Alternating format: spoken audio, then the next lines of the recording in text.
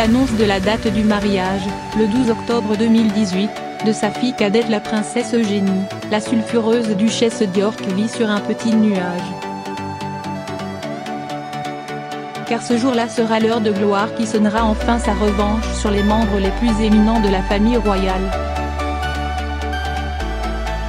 Exclu des noces de Kate et William en 2011, l'ex-épouse du prince Andrew effectue cette année un comeback retentissant.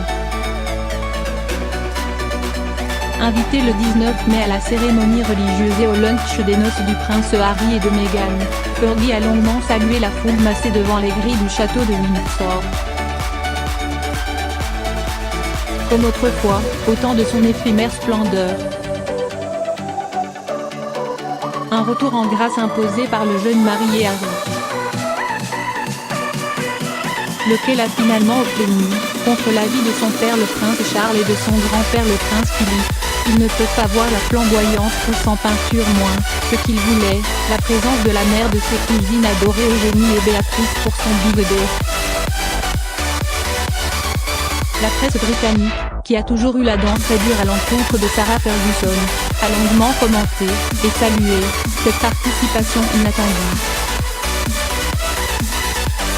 Une seule ombre au tableau toutefois, son absence très remarquée, le soir, à Frogmore House, où Charles offrait sur sa cassette personnelle un dîner à 200 intimes en l'honneur d'Harry et Meghan. Un mois plus tard, aux courses d'Astro, ce boycott semble déjà oublié. La bonne humeur d'une Sarah Ragaillardi a même gagné Elisabeth II, avec laquelle elle n'a pas arrêté de plaisanter et de rire dans la loge royale. Entre les deux femmes, les relations semblent aujourd'hui apaisées.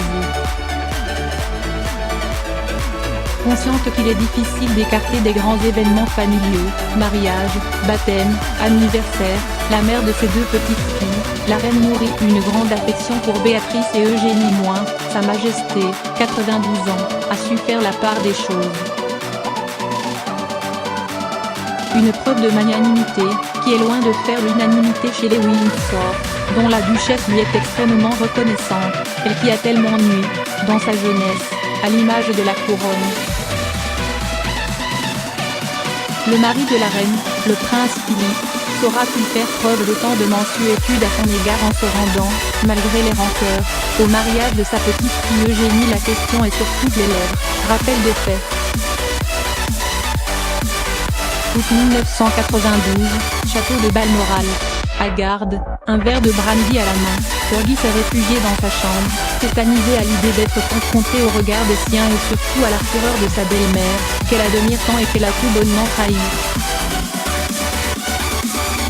Comme elle regrette son manque de discernement, cette idée stupide d'avoir accepté, cet été-là, de passer quelques jours près de Saint-Tropez avec ses deux fillettes en compagnie de son amant américain et conseiller financier, John Bryan.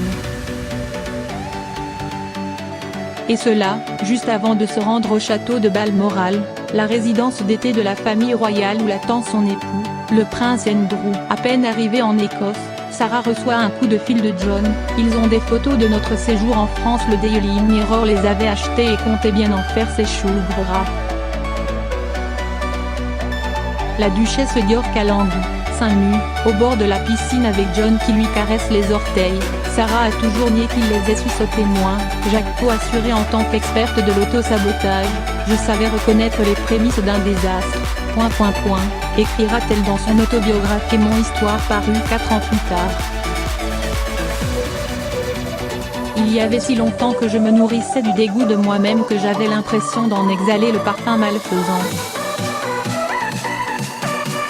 La scène historique ici a été immortalisée dans le film The Queen, dans lequel l'actrice Helen Mirren, magistrale dans le rôle d'Elisabeth II, est au sommet de son art.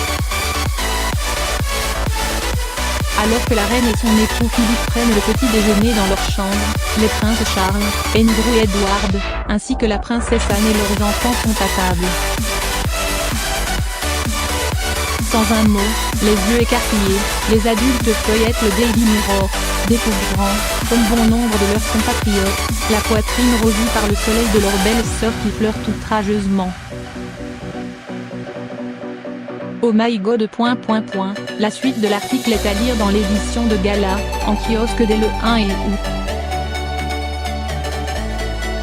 Crédit photo, baisse d'image.